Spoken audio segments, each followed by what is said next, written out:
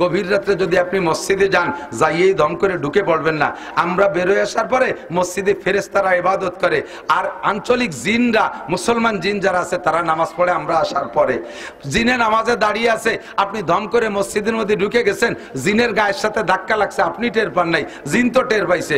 টের পাস যখনই ধাক্কা লাগছে, তার ইবাদতে ডিস্টার্ব হয়েছে, সাথে সাথে আপনার ফিটি ঠাস ঠাস করে সল থাপ্পড় শুরু করে দেবে। আরে কি সল দুটো তিনটে খাইয়ে এসে পরে দিন ভরে বলবেন মোল্লাকে মসজিদে দোষ হয়ে গেছে, ওখানে যাওয়া যাবে না। রাত্রি গেছি, ওরে সর, সে সর ফিটি ধরে না, আঙ্গুল ওই পাশে আরো 1.5-2 হাত লম্বা লম্বা, কারণ জেনের আঙ্গুল তো কায়দা মতো থাপ্পড় দিছে, 1 সর 4-5 বব্বিটা খাওয়া যায়, এত ভালো সর। এই আইসে মোল্লাকে মসজিদে দোষ দিয়ে দিয়েছেন। মূলত সব মসজিদে এই ঘটনা ঘটে। তাহলে মসজিদে ঢোকার নিয়ম কি? ওই সময় যাইয়া দোয়া তো পড়বেনই, আর একটা মোটা করে একটা সালাম দেবেন, আসসালামু আলাইকুম ইয়া আহলাল মসজিদ। এই বলে সালাম দিলে ওই জিনরা নামাজের মধ্যে আপনাকে রাস্তা করে দেবে, ফেরেশতারা সরে দাঁড়াবে, নিরিবিলি নামাজ পড়বেন, জীবনে সর থাপড় কিলঘুষি খাবেন না। হযরত আবু বকর মসজিদের দরজায় যায়, যখন দেখে ভিতরে কেউ, তখন ভয় ভয় লাগতেছে, আল্লাহ জিন না পরি না দেও না দানব, এই সময় তো কেউ আসে না, হুজুর তো ঘুম আছে, আর বিলাল তো আরো পরে আসবে, তখন ঢুকবেন কি ঢুকবেন না চিন্তা করলে যে ঢুকবো তো বটেই, আগে ভয় কোনটা আছে ভয়ের আগে সাফ করে নেই। অন্ধকারে যে সাপটাই দিয়ে ভয়ের জড়ায় ধরে বইছে, ভয়ের জড়ায় ধরার সাথে সাথে ভয়ে জিজ্ঞেস করছে, এমনি চিনে ফেলাইছে, ঝাপটে জড়ায় ধরার সাথে সাথে চিনাচিনি হয়ে গেছে, এরপরও সত্যি না মিথ্যা অন্য কেউ তো হতে পারে, তাই জিজ্ঞেস করছে, যাকে জড়িয়ে ধরলেন উনি জিজ্ঞেস করে, হ্যাঁ মানান্তা তুমি কে আমার জড়ায় ধরলে, ডিস্টার্ব করলে? কানা আবু বকর মানান্তা, আমি তো আবু বকর, আপনি কে? আওয়াজে তো টের পাইছে, তারপরও জিজ্ঞেস আপনি কে? কানা মুহাম্মাদুর রাসূলুল্লাহ সাল্লাল্লাহু আলাইহি ওয়াসাল্লাম, আমি তো মুহাম্মাদুর রাসূলুল্লাহ। হুজুর বললেন, আবু বকর এখনো তাহাজ্জুদের আজান হয় নাই, লিমা আনতা হাহুনা, এখন তুমি কেন আসছো?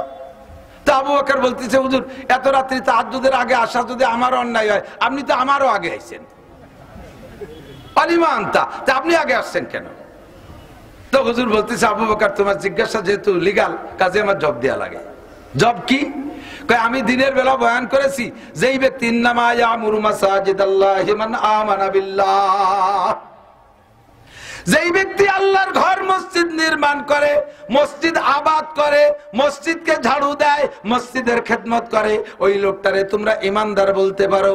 ইন্নামা ইয়ামুরু মাসাজিদাল্লাহ মান আমানা বিল্লাহ। আরে হিন্দুরা মসজিদ বানায় না, খ্রিস্টানরা মসজিদ বানায় না, বরং সুযোগ পাইলে তারা মসজিদ ভাঙ্গে। ভারতে বাবরি মসজিদ ভাঙ্গে ফেলাইছে, কথা বলেন ঠিক না? তাআলা সর্বপ্রথম ঘর বানাইছে কাবা ঘর। আল্লাহ নিজেই বলেন, ইন্না আউওয়ালা বাইতি উযিআ লিন-নাসি লাল্লাযী বিবাক্কাতা মুবারাকান ওয়া হুদাল লিল আলামিন। আমি দুনিয়ায় সর্বপ্রথম ঘর বানাইছি মক্কা শরীফে, বাক্কারে, মক্কারে আরবিতে আগে কইতো বাক্কা, বাক্কা শরীফের ভিতরে আমি সর্বপ্রথম ঘর বানাইছি কাবা ঘর। আদম আলাইহিস সালাম আয়েশা ঘুরতে ঘুরতে কাবায় গেছে, খুঁজতে খুঁজতে বাইতুল মুকাদ্দাস পাইছে। যত নবী রাসূলরা আসছেন, হজ সর্বকালেই ছিল, সকলে কাবা ঘরের কাছে আসছেন। বিভিন্ন এলাকায় নবীদের জন্ম, বিভিন্ন এলাকায় তাদের কার্যক্রম, যেমন বিশেষ করে সিরিয়া, ফিলিস্তিন, তারপরে মিশর, জর্ডান, ওমান, কাতার, ইরান, ইরাক, এইসব এলাকায় যে নবীদের আগমন বেশি হয়েছে। মক্কায় কোন নবী আসে নাই, একজন মাত্র নবী রাখছে আল্লাহ তাআলা মক্কার জন্য বরাদ্দ করে, তিনি বিশ্ব নবী মুহাম্মদুর রাসূলুল্লাহ সাল্লাল্লাহু আলাইহি ওয়াসাল্লাম।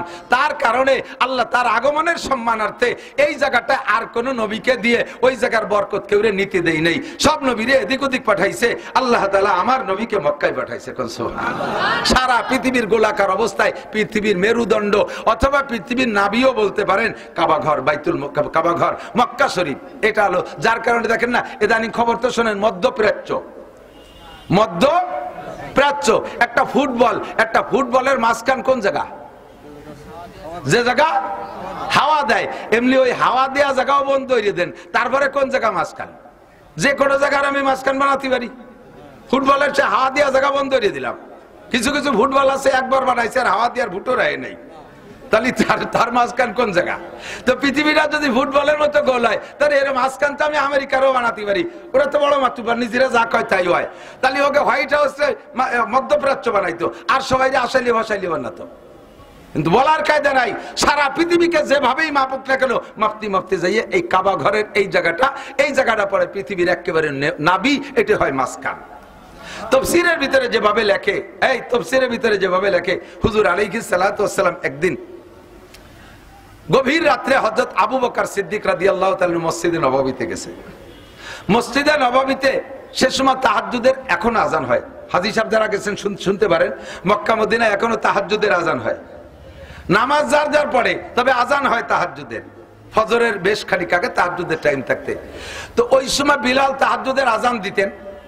এখনো বিলাল আজকে রাত্রে তাহাজ্জুদের আজান দেয় নাই, এরও বেশ প্রায় 1-2 ঘন্টা আগে এই গভীর রাত্রে অন্ধকারের ভিতরে হযরত আবু বকর গেছে মসজিদে নববীর দরজায়। মসজিদে নববীর দরজায় যাইয়া ভিতরে ঢুকবেন একটা মহৎ উদ্দেশ্য নিয়ে। দরজায় যাইয়া উকি মাইরে দেখে মসজিদের ভিতরে এই মাটিতে হাত ঘষলি যে শব্দ না, এরকম একটা শব্দ আসতেছে, ফসফস শব্দ। শব্দটা কোত্থেকে আসে? অন্ধকার ঘর, কারেন্ট তো নাই, লাইটও নাই। উকি মাইরে দেখে কে যেন বসা। তো উনি যে উদ্দেশ্যে গেছে মসজিদে, ওই উদ্দেশ্য পূরণ করতে হলে মসজিদে ঢুকতেই হবে। কিন্তু মসজিদে লোক বসা, এই টাইমে কোনো লোক ঢুকার কথা না। এমন সময় মসজিদের মধ্যে যদি কেউ দেখে, এটা তো ভয়েরও ব্যাপার। মসজিদ সবচাইতে নিরাপদ জায়গা, তবে গভীর রাত্রে মসজিদে যাইতে একটু ভয় ভয় লাগে, কি লাগে না? অবশ্যই লাগে। কবরস্থান নিরাপদ জায়গা, ও জায়গা তো দিনের বেলা জাতীয় ভয়েরে। কবরের মধ্যে কোনো সন্ত্রাস আছে নাকি? ডাকাত আছে নাকি? চোর আছে, নুস্সু আছে, যত নুস্সমি ওর বাইরে করতে পারে, কবরস্থানে যে করার কায়দা নাই। এমন নিরাপদ জায়গা সবাই ভয় লাগে। হযরত আবু বকর ঢুকতে যাইয়া, ঢুকবেন তো যে কাজে গেছেন সে কাজ করবেন, কিন্তু ভয়তে ভয়তে ঢুকতেছেন না। এক কদম আগে এক কদম পিছে, ভিতরে দেখে লোক একজন বসা। তখন উনি চিন্তা করলেন যে ভিতরে যাব, কাজ করব। এখন ভিতরে একদিকে ভয় বসে বসে কাজ করবে, আর একদিক দিয়ে আমি বসে কাজ করব, দুই কাজ হয় না। গভীর রাত্রে আমরা ঈশার নামাজ পড়ে যখন বেরোয় আসি না, মসজিদে তালা দিয়ে চলে আসেন। এরপরে গভীর রাত্রে তালা দেন আর না দেন, গভীর রাত্রে যদি আপনি মসজিদে যান, যাইয়েই দম করে ঢুকে পড়বেন না। আমরা বেরোয় আসার পরে মসজিদে ফেরেশতারা ইবাদত করে, আর আঞ্চলিক জিনরা, মুসলমান জিন যারা আছে তারা নামাজ পড়ে। আমরা আসার পরে জিনে নামাজে দাঁড়িয়ে আছে, আপনি দম করে মসজিদের মধ্যে ঢুকে গেছেন, জিনের গায়ের সাথে ধাক্কা লাগছে, আপনি টের পান নাই, জিন তো টের পাইছে। টের পাস যখনই ধাক্কা লাগছে, তার ইবাদতে ডিস্টার্ব হয়েছে, সাথে সাথে আপনার ফিটি ঠাস ঠাস করে সর থাপ্পড় শুরু করে দেবে। আরে কি সর 2-3 খাইয়ে এসে পরে দিন ভরে বলবেন মোল্লাকে মসজিদে দোষ হয়ে গেছে, ওখানে যাওয়া যাবে না। রাত্রি গেছি, ওরে সর, সে সর ফিটি ধরে না, আঙ্গুল ওই পাশে আরো 1.5-2 হাত লম্বা লম্বা, কারণ জেনের আঙ্গুল তো কায়দা মতো থাপ্পড় দিছে। 1 সর 60-5 বব্বিটা খাওয়া যায়, এত ভালো সর। এই আইসে মোল্লাকে মসজিদে দোষ দিয়ে দিচ্ছেন। মূলত সব মসজিদে এই ঘটনা ঘটে। তাহলে মসজিদে ঢোকার নিয়ম কি? ওই সময় যাইয়া দোয়া তো পড়বেনই, আর একটা মোটা করে একটা সালাম দেবেন, আসসালামু আলাইকুম ইয়া আহলাল মসজিদ। এই বলে সালাম দিলে ওই জিনরা নামাজের মধ্যে আপনাকে রাস্তা করে দেবে, ফেরেশতারা সরে দাঁড়াবে, নিরিবিলি নামাজ পড়বেন, জীবনে সর থাপড় কিলঘুষি খাবেন না। হযরত আবু বকর মসজিদের দরজায় যায়, যখন দেখে ভিতরে কেউ, তখন ভয় ভয় লাগতেছে, আল্লাহ জিন না, পরি না, দেও না, দানব, এই সময় তো কেউ আসে না, হুজুর তো ঘুম আছে, আর বিলাল তো আরো পরে আসবে, তখন ঢুকবেন কি ঢুকবেন না চিন্তা করলে যে ঢুকবো তো বটেই, আগে ভয় কোনটা আছে ভয়ের আগে সাফ করে নেই। অন্ধকারে যে সাপটাই দিয়ে ভয়ের জড়াই ধরি বইছে, ভয়ের জড়াই ধরার সাথে সাথে ভয়ে জিজ্ঞেস করছে, এমনি চিনে ফেলাইছে, ঝাপটে জড়া ধরার সাথে সাথে চিনাচিনি হয়ে গেছে। এরপরও সত্যি না মিথ্যা অন্য কেউ তো হতে পারে, তাই জিজ্ঞেস করছে, যাকে জড়িয়ে ধরলেন উনি জিজ্ঞেস করে, হ্যাঁ মানান্তা, তুমি কে আমার জড়াই ধরলে, ডিস্টার্ব করলে? কানা আবু বকর মানান্তা, আমি তো আবু বকর, আপনি কে? আওয়াজে তো টের পাইছে, তারপরও জিজ্ঞেস, আপনি কে? কানা মুহাম্মাদুর রাসূলুল্লাহ সাল্লাল্লাহু আলাইহি ওয়াসাল্লাম, আমি তো মুহাম্মাদুর রাসূলুল্লাহ। হুজুর বললেন, আবু বকর এখনো তাহাজ্জুদের আজান হয় নাই, লিমা আনতা হাহুনা, এখন তুমি কেন আসছো? তো আবু বকর বলতেছে, হুজুর এত রাত্রি তাহাজ্জুদের আগে আসা যদি আমার অন্যায় হয়, আপনি তো আমারও আগে আইছেন, আলিমা আনতা, তা আপনি আগে আসছেন কেন? তো হুজুর বলতেছে, আবু বকর তোমার জিজ্ঞাসা যেহেতু লিগাল, কাজে আমার জব দেয়া লাগে। জব কি? আমি দিনের বেলা বয়ান করেছি, যেই ব্যক্তি ইন্নামা ইয়ামুরু মাসাজিদাল্লাহি মান আমানা বিল্লাহ, যেই ব্যক্তি আল্লাহর ঘর মসজিদ নির্মাণ করে, মসজিদ আবাদ করে, মসজিদকে ঝাড়ু দেয়, মসজিদের খেদমত করে, ওই লোকটারে তোমরা ইমানদার বলতে পারো। ইন্নামা ইয়ামুরু মাসাজিদাল্লাহি মান আমানা বিল্লাহ। আরে হিন্দুরা মসজিদ বানায় না, খ্রিস্টানরা মসজিদ বানায় না, বরং সুযোগ পাইলে তারা মসজিদ ভাঙ্গে। ভারতে বাবরি মসজিদ ভেঙে ফেলাইছে, কথা বলেন ঠিক না? আরো বহু মসজিদ ভেঙে ফেলাইছে। 1991 সালে আমি দেওবন্দে গিয়েছিলাম, আসার পরে দিল্লি আসলাম, দিল্লি থেকে ট্রেনে আসবো, দেওবন্দ থেকে দিল্লি আসলাম, দিল্লি থেকে ট্রেনে আসবো কলকাতায়। এবার ওখানে একটা গলি আছে, দিল্লির ভিতরে একটা কলোনি, নাম তার পাইয়াওয়ালি গলি, তেলিওয়াড়া জায়গার নাম। ওখানে একটা ঠিকানা নিয়ে গেলাম, যে চিপাচাপার মধ্যে একটা মসজিদ পাইলাম, যে দেখি মসজিদের মধ্যে হেফজখানা, ওর ভিতরে বেশ কিছু ছাত্র আছে, উস্তাদ নাই রাতের বেলা, উস্তাদ ছাড়া ছাত্ররা যা করার তাই করতেছে লেখাপড়া বাদ দিয়া। তাদের জন্য আলিশান খানা, দেওবান্দে খাইয়েছি মোটা আটার রুটি, ওরা খায় ময়দার রুটি, দেওবান্দে খাইছি মহিষের গোশ, এরা খায় খাসির গোশ, এত দামি খানা খায় অথচ লেখাপড়া করে না। ইতিমধ্যে ঈশার আজান হইল, যে ছেলেটা আজান দিল একা একা দেখি নামাজ পড়ে, মনে করছি সুন্নত পড়ে, জামাতে নামাজ হবে। কিছুক্ষণ পরে দেখি জামাত হয় না, এরপরে ছেলেটা নামাজ পড়া ছেলেটা বেরিয়ে যায়, এরপরে আর একজন মুরব্বী ঢুকলো, ও মুরব্বী একা একা নামাজ পড়লো। আমি যারা আছে তাদেরকে বললাম, এ নামাজ হবে কখন, আজান হলো জামাত কখন হবে? কয় যে জামাত তো মসজিদে হয় না, জামাতে মসজিদে হয় না, আজান হলো জামাত হবে না? কয় যে এখানে হলো যে আজান দেয় ওই নামাজ পড়ে, ওরা মাদ্রাসার ছাত্র ওই মসজিদে থাকে, ওরা নামাজ পড়ে না। আল্লাহু আকবার। এরপরে ওই মুরব্বী বলল, হুজুর আমার বয়স 60 থেকে 65 হবে, আমি এই দিল্লিতে শত শত মসজিদ দেখেছি, নিয়মতান্ত্রিক ভাবে জামাতে নামাজ হইতো, এখন সেই মসজিদের শেষ দিক দেখছি নামাজ হয় না। এই মসজিদের যে হালাত সেই সব মসজিদের সেই হালাত, এই মসজিদের যে হালাত সেই সব মসজিদের সেই হালাত যখন পরিণত হয়েছে, তখন আল্লাহ পাক খুদার কুদরতি গজব দিয়া এই মসজিদগুলো বিরান করে দিয়েছে, সেইগুলো ভাঙ্গে ভাঙ্গে হিন্দুরা মন্দির বানাইছে। ও দোস্ত, দুঃখ লাগে, পরিতাপ লাগে। বহু পড়েছি। ভারতে মুসলমানরা যখন ঈদের নামাজ পড়তে যায়, ঈদগার ভিতরে হিন্দুরা শুকর ছেড়ে দেয়, ঈদের দিন মুসলমানদের ঈদগায় যাইতে দেয় না, কোরবানি গরু কোরবানি করতে দেয় না।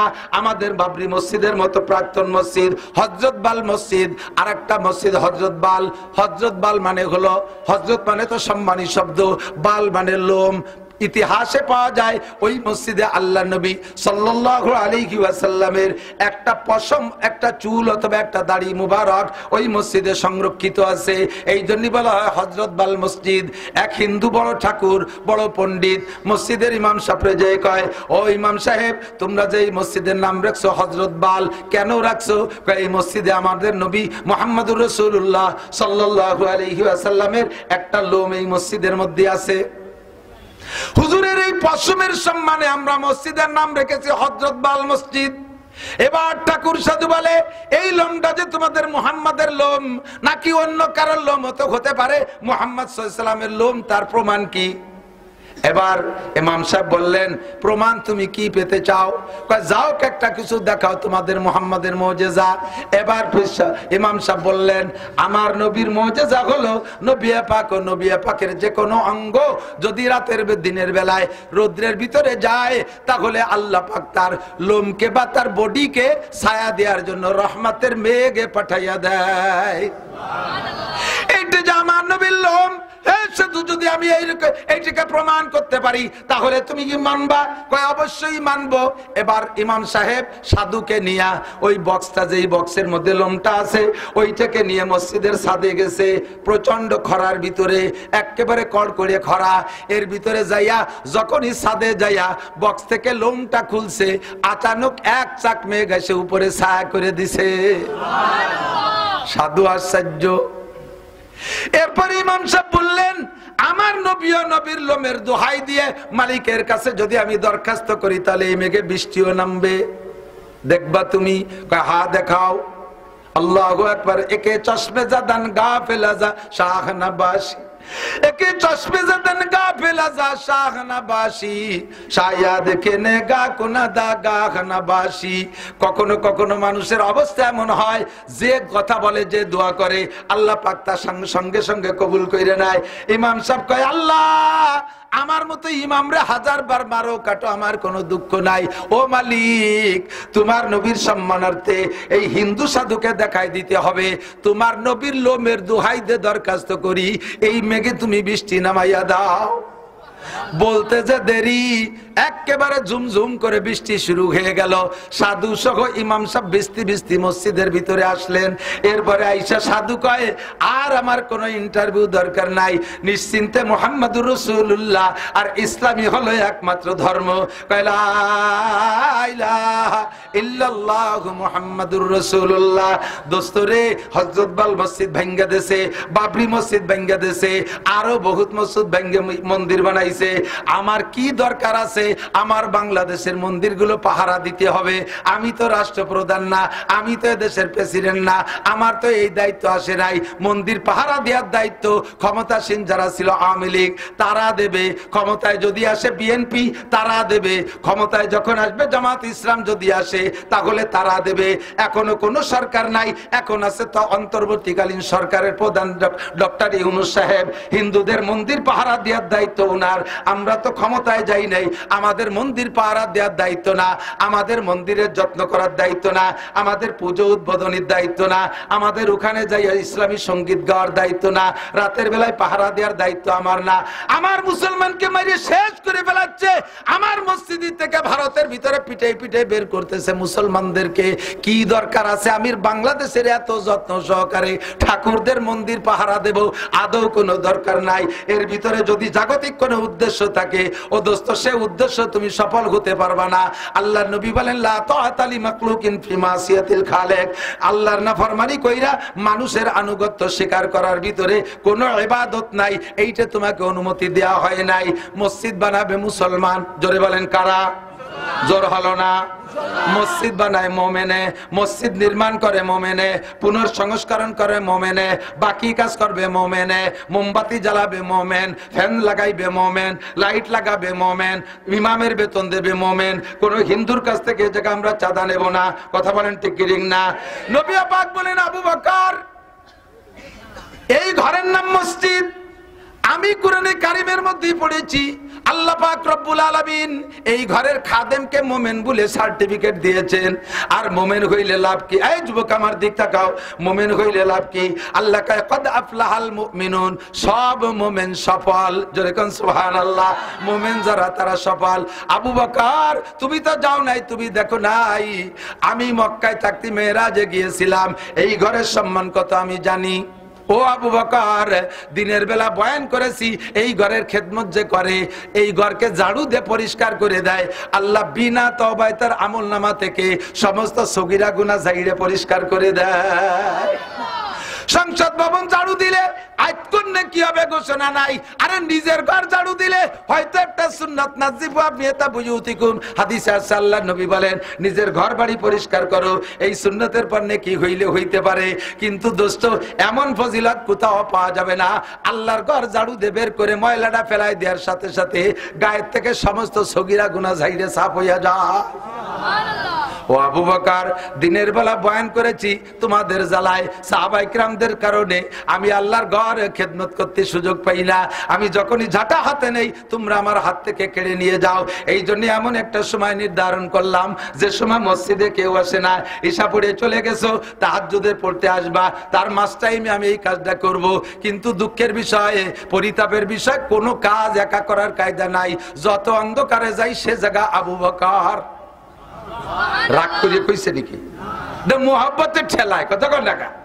যে জায়গা যায় রাত্রে আবু বকর, দিনে আবু বকর, পাহাড়ে যায় আবু বকর, জঙ্গলে যায় আবু বকর, হিজরত করি আবু বকর, গারে হেরায় আবু বকর, গারে সরে আবু বকর। যে জায়গা যায় আবু বকর, আবু বকরের হাত থেকে কোনো কাজ একা করতে পারি না।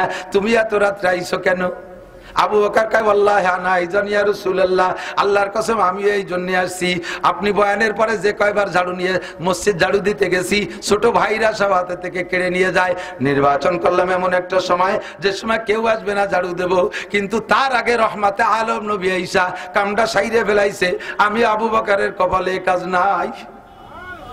আবু বকর কয়, হুজুর আমার দুইটা প্রশ্ন। কয় বলো কি?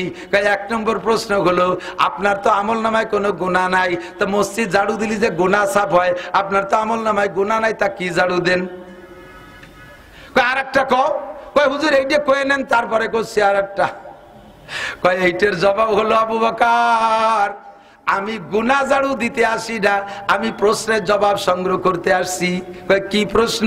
কিয়ামতের ময়দানে আল্লাহ পাক বলবেন লিমা তাকুলুনা মা লা তাফআলুন, ওয়াজ করছো আমল করো নাই কেন, ওয়াজ করছো আমল করো নাই কেন, ওয়াজ করছো এদিক ওয়াজ করছো আমল করো নাই কেন, পর্দা রস করো পরের মেয়ের সামনে নিয়ে পড়াও, এই আকাম কেন করছো, দাড়ি রস করছো তোমার দাড়ি আর পেঁয়াজের দাড়ি এক সমান, এই আকাম কেন করছো, সুদের বিপক্ষে কথা বলো নিজে আবার গোপনে সুদে কারবার করো, ঘুষের বিপক্ষে কথা বলো বক্তা সাহেব, আবার তুমি ঘুষ দিয়ে তুমি চাকরি নাও, এই আকাম কেন করো, আইল ঠেলার বিপক্ষে কাজ করো অথচ নিজে 3 বিঘে জমি জাল দলিল করছো। ঠিক কথা কন না কা? তুমি মিথ্যে কথা রেখে রিস্তে ওয়াজ করো, আবার নিজে পাইকারি দরে মিথ্যে কথা বলো। লিমা তাকুলুনা মা লা তাফআলুন কাবুরা মাকতান ইনদাল্লাহি আন তাকুলু মা লা তাফআলুন। আল্লাহর কাছে বিষয়টা বড় গর্হিত, অত্যন্ত ঘৃণিত যে বয়ান করবা আমল করবা না। ও আবু বকর, আমি এই প্রশ্নের জবাব সংগ্রহ করতে আসছি। আমি দিনে বয়ান করছি, তোমরা আমল করো, আমি তো আমল করার সুযোগ পাই না। আমি ওই প্রশ্নের জবাব সংগ্রহ করার জন্য আসছি।